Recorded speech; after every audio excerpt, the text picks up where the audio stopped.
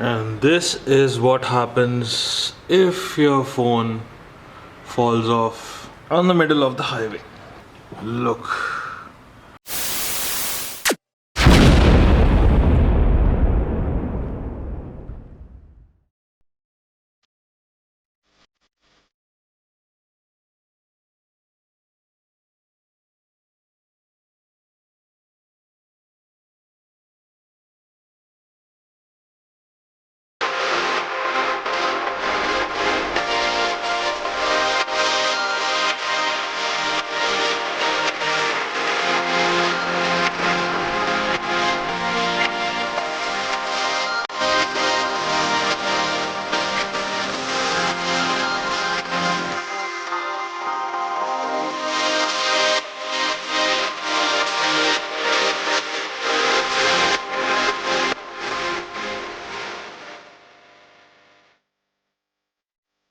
I got the laptop bag with the laptop, of course. I got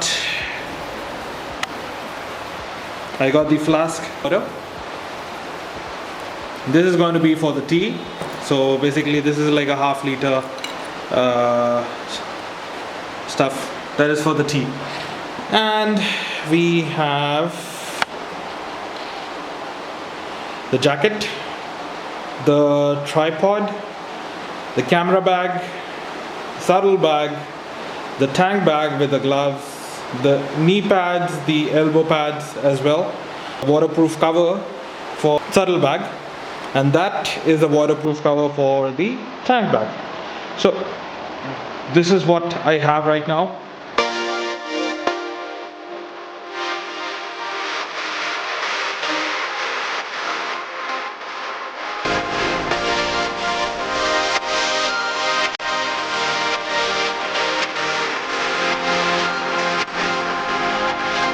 This is Fayaz and you're watching First Rides. This is day one of the trip that I'm going to take. Here are the details. Now, I'm going to do Hyderabad to Nagpur, and from Nagpur to Calcutta, from Calcutta to Vizag, and then back home to Hyderabad. So, well, this is the plan, and as of now, I'm doing a solo ride from here, from Hyderabad to Nagpur. In Nagpur, I'm going to meet up with another friend of mine. He goes by the name of Mumbiker Nikhil, and we had decided to do this together, wherein we'll be attending India Speed Week in Calcutta. So, well, that is the plan. So, let's see how it goes. So here we are next to Hussain Sagar Lake in Hyderabad, very close to my house, hardly like a kilometer from my house. And it is 8 a.m. and initially the plan was that I'm going to leave Hyderabad somewhere around about 1 or 2 o'clock in the morning. But that didn't happen. I fell asleep. And after that, woke up somewhere around about 6 o'clock. Got ready, and it took a while for me to actually set up my saddle bag because it's actually one single bag which covers both the areas, the entire area. So it took a while because I don't have a bungee cord along at this point. My entire touring kit happens to be in Delhi.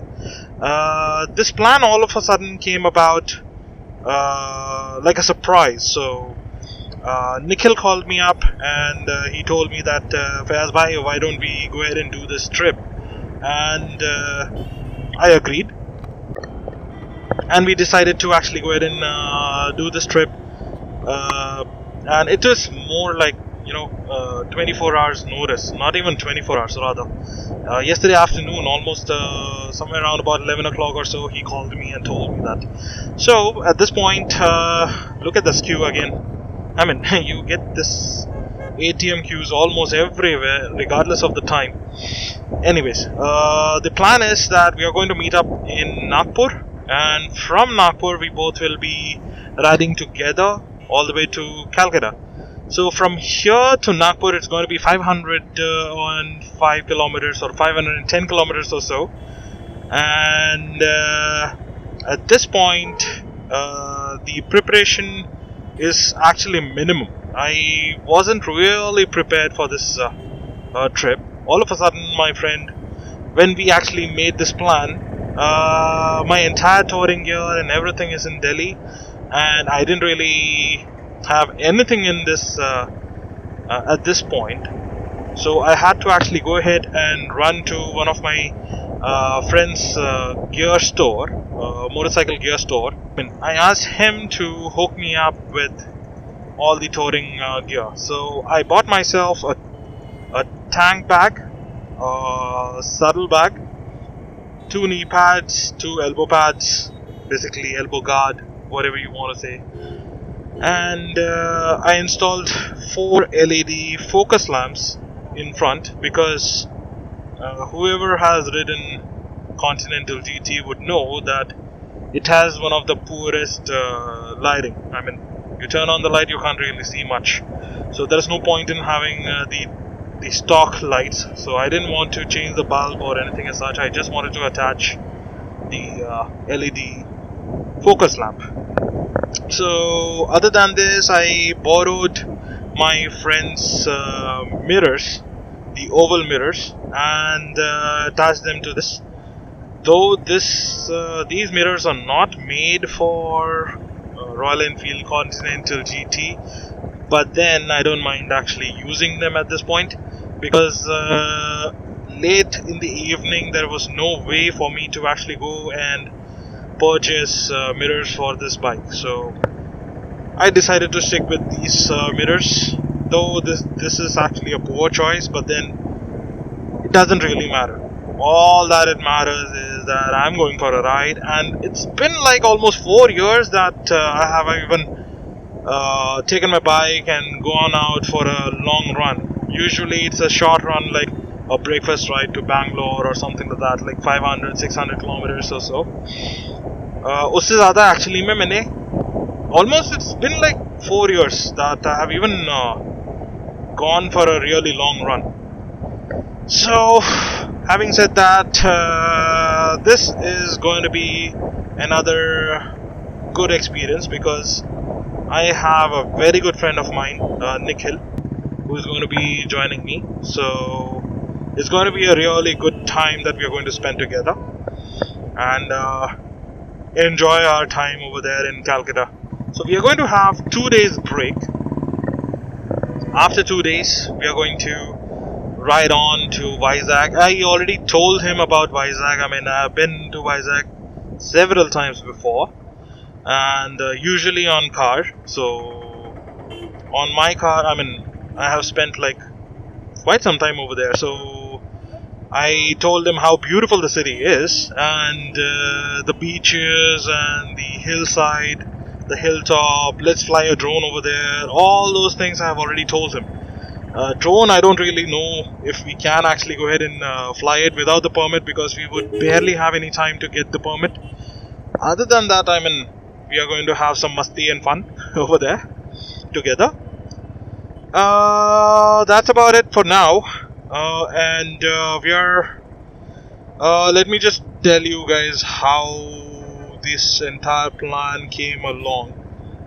Me and Zohair in Hyderabad, we were like a little free, and me and Zohair were actually planning to do the South India trip, but I couldn't really do this trip because of the lack of cash. All of a sudden the demonetization came out, and I was absolutely empty-handed, and I didn't really want to do that trip. And I told Zohair कि भाई मैं नहीं कर सकता क्योंकि I don't have a single penny in my wallet.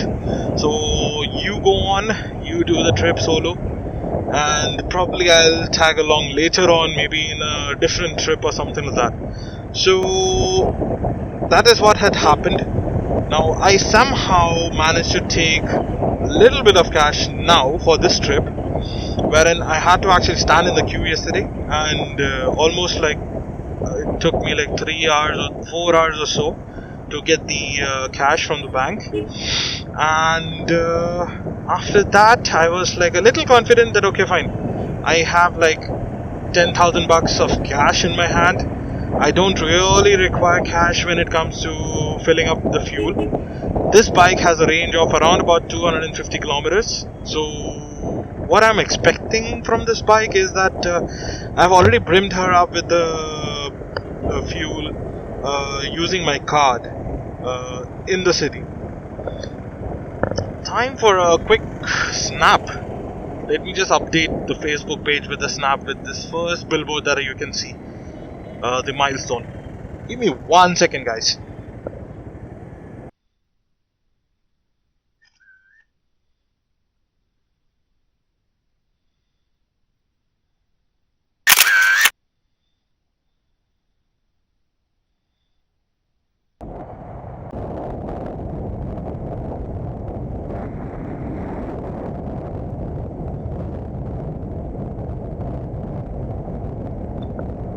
Okay, now that we are back on the road, I clicked a couple of pictures. I am updating on my Facebook page and Instagram. Look, I got into this motovlogging because of two guys. One is Zuhair Ahmed. He's already a pretty popular motovlogger in India. And two, because of Nikhil. And these are the two guys who actually pushed me into this, and I didn't really want to get into motovlogging or anything as such, but then there are so much of poor information, wrong information out there by so-called very good motovloggers of today. And I mean, some people claim to be the first motovlogger, or some people actually go ahead and try uploading DIY videos without even knowing what exactly that is. Rather, they are just reading out of Wikipedia, and that is what is actually bothering me for quite some time. And that's why I got into this motovlogging altogether. I didn't really plan this up, but then after a little bit of advice and little bit of help from my friends, I got into this motovlogging altogether. And my aim is to ensure that I pass on the right information, my experiences, whatever I have, the little bit of experiences that I have with the motorcycle. That is something that I'm going to share with all of you guys, because lots of you I know are new to biking altogether, wherein most of you are between 16 years old and 25 years old, and this is the peak time wherein you start learning a lot of things in life, and it's better to be guided correctly rather than just watching someone's video wherein they're just blabbering something which doesn't really make sense.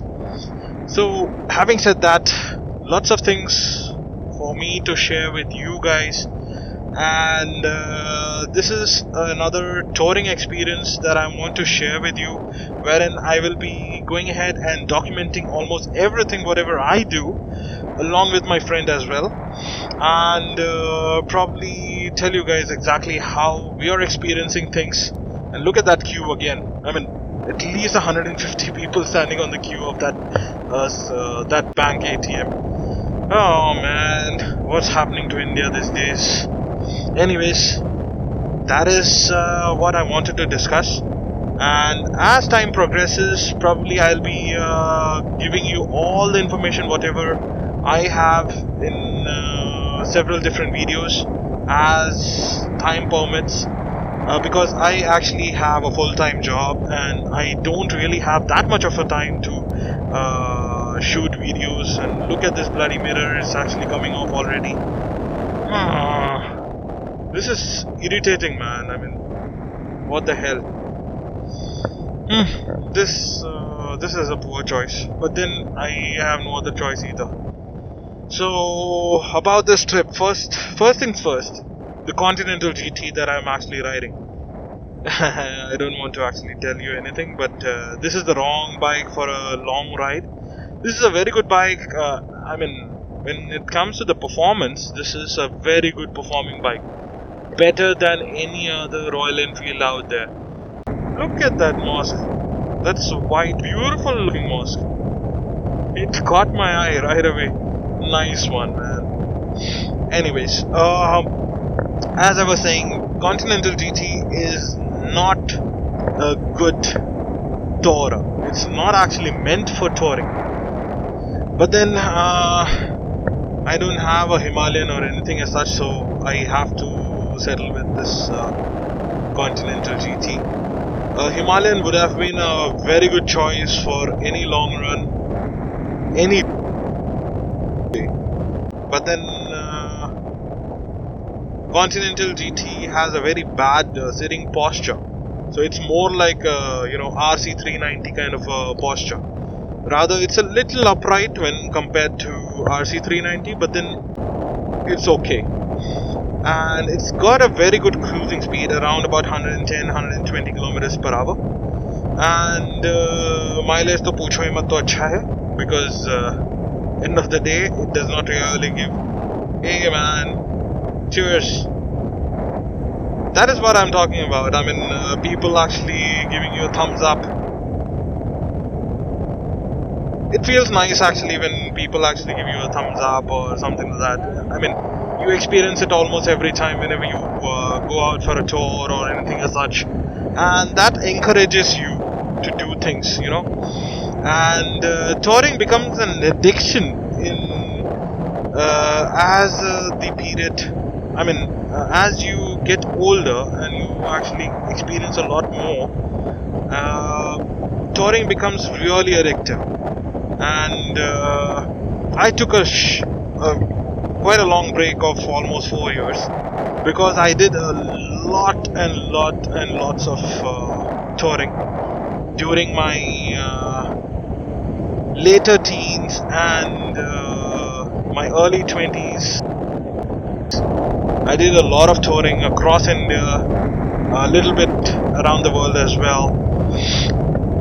So anyways, that is all about my experience. But then there are so many things that I want to experience even more. I mean, can't really stop myself from taking a motorcycle on the road, honestly. I mean, for hours and hours and hours, just keep on riding, man. That is the best experience that you feel. I mean, I feel really good when it comes to touring. Anyways, so I have already covered around about I guess 50 odd kilometers now. Something just fell off. That's what I think. Something actually fell off. पता नहीं यार क्या हो रहा है. Something did touch me. Let's see. Anyways, doesn't really matter.